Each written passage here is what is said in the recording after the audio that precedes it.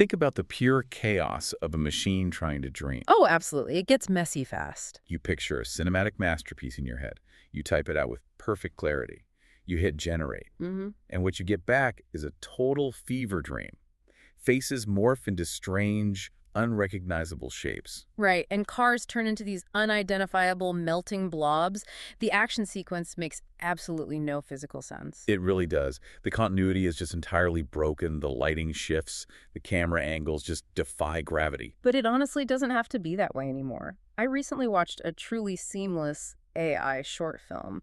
It had perfect, locked-in continuity. Wait, really? Perfect continuity? Yeah. It featured a moving armored convoy with real physical weight. It even had baked-in audio. The dialogue actually matched the lip movements perfectly. It feels like actual magic when it finally works. Welcome to another deep dive. Glad to be here. Today, we are exploring something very specific and very powerful. We are unpacking the reference-first AI short film workflow. Our mission is to guide you through this exact process.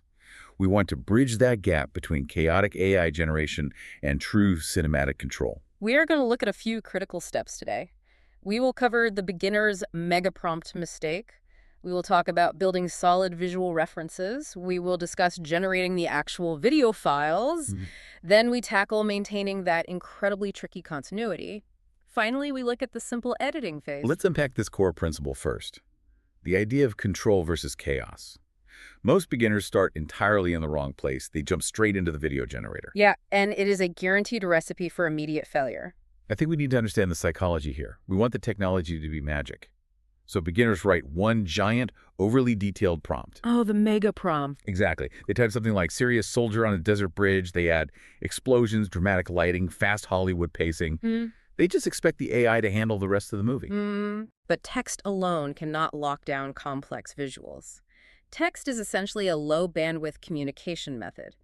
The AI engine is basically just guessing at the details. Because it doesn't actually know what you want. Right. It has to invent the character's facial structure. It guesses the outfit, the specific location, and the background props. It even has to guess the timing and the physics. I have a vulnerable admission to make here. I still wrestle with prompt drift myself. It's so tempting to just ask the AI to read my mind. We all do it. We want that immediate dopamine hit. We want the quick shortcut. But skipping the foundational work always costs you hours of time later. It's kind of like giving a chef a list of ingredients but no recipe. You just expect a Michelin star meal to magically appear. That is a perfect analogy. Let's talk about the mechanics of why that fails. The AI is a probabilistic engine, right? It starts with pure visual noise. It resolves that static into an image based on your text. Yes, step by step. Exactly. If your text just says serious soldier, there are millions of soldiers in its latent space. The AI picks one variation entirely at random. In the very next frame, it picks a slightly different variation. And that leads to the shifting visuals you mentioned. Clothes change color across different clips. Cars just mysteriously disappear from the road. The model simply forgets what it just drew. So by front-loading the visuals, we're basically taking all the dangerous guesswork away from the AI engine. Precisely. You lock the visual parameters down tight. The AI no longer has to invent every single pixel from scratch. Right, we define the world first, so the AI doesn't have to. Exactly. 2-sec silence. Yeah. So let's talk about how to actually do that. This brings us to step 1 of the workflow. You need to meticulously build your foundational assets. We are talking about the holy trinity of film: characters, locations, and props. Yes, and you want to use tools specifically designed for cinematic results. The source material recommends using Higgs Field inside Cinema Studio. Let's pause and clarify that environment. Cinema Studio is essentially a professional generative workspace.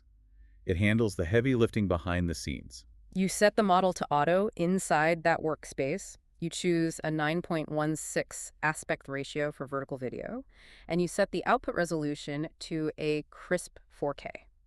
The auto model is a fascinating choice. It removes unnecessary decision-making from the user. You just describe what you want to see. Yeah, the system automatically routes the prompt to the most suitable underlying generator. It streamlines all the technical friction. Let's talk about building the actual characters next. In this short film example, we have 2 main guys. We have Ryder, who is our tactical commander. For Ryder, the workflow suggests using a reference image. You start with a stock-style photo of a serious commander. You want his realistic face clearly visible. You know, the dark hair and the light stubble. You specify modern black tactical gear. Having that anchor image keeps the character incredibly consistent. The AI studies the facial geometry. But what about the other character? We have a Snoper named Vance. For Vance, the approach is entirely different. You don't start with a downloaded reference image. You use an integrated tool called AI Cast instead. AI Cast is incredibly powerful for world building. Okay, let's define that term for clarity. What exactly is AI Cast? A preset menu to build character looks without typing long descriptions. That sounds incredibly useful for maintaining sanity. You just pick the genre from a dropdown, like action. Yeah, you even set a virtual production budget, like say $200 million. That budget setting tells the AI to aim for high-end aesthetics. You choose an archetype, like the sage. You pick a white male in his 40s. Right, and you can seamlessly add details like facial scars or a rugged beard. It feels much more like casting a real human actor. Beat, that covers the characters. Now we need to establish the location. The main scene happens on a highly cinematic desert bridge. You use the cinematic locations mode for this specific task. You describe a wide, imposing desert bridge stretching over a deep canyon. You specify harsh noon sunlight. You add a dusty, atmospheric haze to the air. You generate that pristine, clean version of the bridge. But here is where the workflow gets really interesting. You also have to create a mathematically damaged version of it. This step is absolutely crucial for the later action scenes. You upload that clean image right back into the system. You explicitly ask the AI to add severe explosion damage. You want broken structural steel, deep burn marks, and lingering smoke.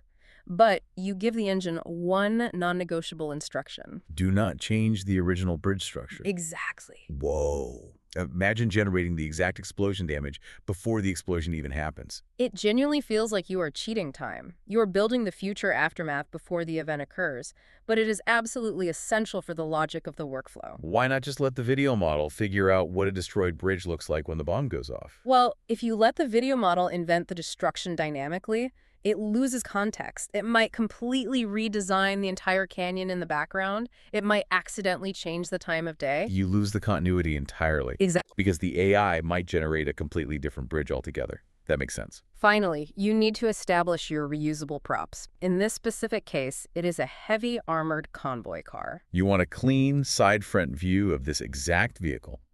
You use a highly realistic model for this generation.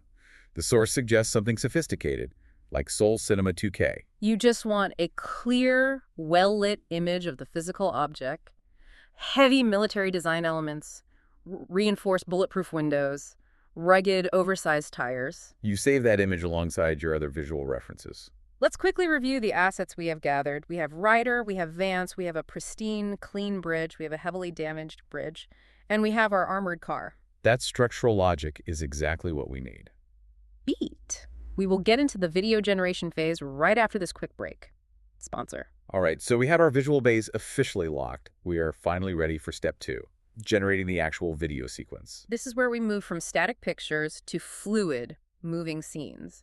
We use a very smart prompt structure for this phase. You open your dedicated AI movie generator. The source material uses a platform called Seedance.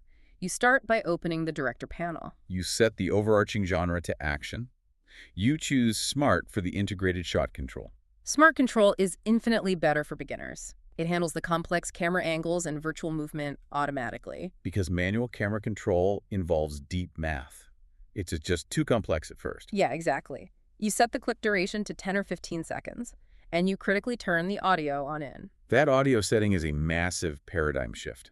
Then you feed your visual references into the AI system. You upload the images of Ryder, Vance, the clean bridge, and the armored car. This shift in the workflow is huge. You are no longer desperately describing Ryder with text. You are actively selecting Ryder from your pre-built assets. Next, you have to carefully set the character motions. You click the little parameter icon next to their faces. For the quiet opening scene, you choose medium vigilance. Beginners almost always push the emotional intensity too high. They choose maximum rage or sheer panic right away. Right, but high intensity looks incredibly cartoonish and dramatic for a quiet setup. A medium emotion level feels so much more grounded and natural. Beat. Then we get to the actual text prompt. We use something called the multi-shot framework. You break the written prompt into clear, numbered shots. Shot 1, shot 2, shot 3.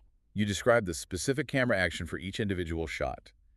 And you put the spoken dialogue lines directly in quotation marks. It is brilliant. Instead of throwing a whole bucket of text at the wall, it's like stacking Lego blocks of data. That is exactly how it feels. It is highly structured and remarkably orderly. Shot 1 is the establishing wide shot of the bridge. Shot 2 focuses on Ryder crouching behind tactical cover. Shot 3 reveals Vance locked in his high sniper position. And then shot 4 delivers the actual dialogue. Ryder says, everyone in position. The AI follows this logical sequence step by step. It doesn't get overwhelmed and confused by a massive wall of text. If we leave the audio on end during generation, are we getting actual usable dialogue right out of the box? Yes, the tool generates the vocal dialogue internally. It synthesizes the voice and adds ambient environmental sounds. It bakes those basic effects right into the final video file. So you don't have to record separate voice lines later. Exactly. Yeah, so it bakes in the voices and sound effects automatically. Huge time saver. 2-sec silence. We generated our first successful scene, but one cool clip doesn't make a coherent movie. Step 3 is keeping every subsequent clip logically connected. This is exactly where most AI films completely fall apart. You string 2 generated clips together, and the cut feels entirely wrong. The underlying mood suddenly resets to 0. People usually try the outdated traditional method first. They take the very last frame of clip 1. They use that single image to start clip 2. But that methodology fundamentally fails. A single still image cannot carry emotional tension. It only captures one static, frozen moment in time. It has absolutely no velocity. You need the next clip to implicitly remember what just physically happened. That is exactly why you use video reference instead. Let's define that critical concept quickly. What is video reference? Feeding the whole previous video to keep the exact same mood. So the AI mathematically reads the scene's pacing. It reads the ongoing camera motion. It reads the lingering tension from the previous scene. Let's dig into the mechanics of that. How does it actually read tension? Well, it reads the pixel movement and the audio waveforms. It analyzes the speed and direction of the motion vectors. So yes, it mathematically calculates and continues the kinetic energy. Clip 2 uses clip 1 as its direct video reference. This is our big explosion scene. You change Ryder's underlying emotion from vigilance to pure rage. You keep Vance firmly on vigilance, and you finally swap in the damaged bridge reference image. You write the next multi-shot prompt sequence. Ryder aggressively triggers the remote explosion. The bridge violently erupts in thick smoke and heavy debris. The scene carries forward incredibly smoothly. Then we get to clip 3. This is easily the hardest action scene to generate. It is an absolute chaotic battle zone. Multiple characters are moving simultaneously. Heavy vehicles are reacting to the blast. Debris is falling everywhere across the frame. Because the visual data is so dense, the source material suggests a specific tactic. You bump the total generations up to 3. I want to understand this. Why do we need more generations here? You fundamentally need better statistical odds. Dense action has so many overlapping moving parts. The AI doesn't truly understand physics, it just predicts pixels. Right. One take might miss the explosive timing completely. Another might accidentally block the main character's face. So for that messy action scene, we aren't expecting perfection, just asking for a few takes to choose the best one. Precisely. You watch all 3 generated variations and pick the clearest, most accurate take. Exactly. We're just playing the odds when the action gets heavy. Then you move on to clip 4. This is the narrative ending. You need to deliberately slow the visual pacing down. You drop the generations back down to 1. The immediate physical threat is almost entirely over. The emotional shift in this phase is very important. You change Vance's baseline emotion from vigilance to trust. If he visibly stays tense, the ending feels completely unresolved. The trust emotion physically tells the AI to relax the character's posture. Thick smoke slowly drifts across the ruined bridge. Ryder cautiously lowers his tactical weapon. Vance finally relaxes his grip on the high cliff. Ryder simply says, "Bridge is clear."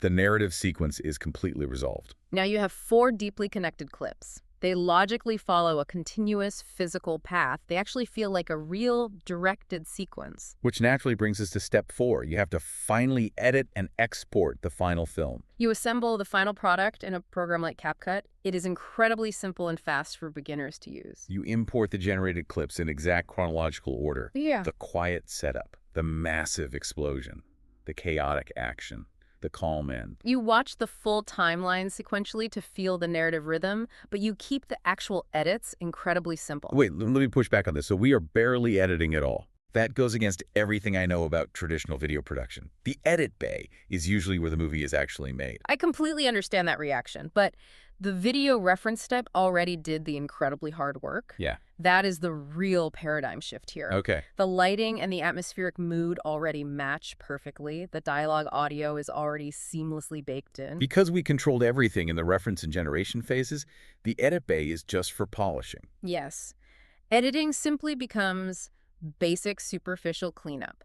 You are no longer desperately trying to save a broken, disjointed film. The real heavy lifting happens long before we ever open CapCut. You simply trim the slightly weak clip openings. You cut any awkwardly long pauses. You carefully remove any visually broken frame. You absolutely do not add heavy, distracting visual transitions. Then you hit export. You use a 16:9 ratio for a classic cinematic look, or you use 9.16 for modern vertical platforms. You'd always watch it outside the editor first. Watch on your phone. You'll catch small continuity problems or pacing issues much easier that way. 2-sec silence. So what does this all essentially mean? Let's recap the big idea here. The main takeaway is entirely about intention and control. Do not ever make the AI guess your movie. You show it exactly what your specific world looks like first. Only then do you tell it what should actually happen. The magic formula is quite clear and replicable. Solid references, structured video generation, mathematical continuity, simple edit. You meticulously build your characters and locations. You write a smart, multi-shot prompt sequence. You mathematically connect clips with video references. You easily clean it up in CapCut. It completely changes how you approach these generative AI tools. It turns a folder of random chaotic clips into a real, watchable film. It is a profound shift in mindset. You become a deliberate director, not just a passive prompter. Before we sign off, I want to leave you with a final thought to mull over. I always love these conceptual questions. Let's hear it. We just spent this entire time talking about how perfectly an AI can maintain a fictional world. It mathematically does it just from a few carefully constructed reference shots. Yeah. But what happens when we inevitably start feeding it visual references of our actual lives, pictures of our real homes, audio of our past memories? Oh, wow. How long until the films we casually generate are completely indistinguishable from the lives we've actually lived? That is a fascinating and perhaps slightly terrifying question to consider. The line between generated memory and real memory is getting very thin. Thank you for diving deep with us today. Keep learning, keep experimenting with these tools, and we'll see you on the next deep dive. Out to your own music.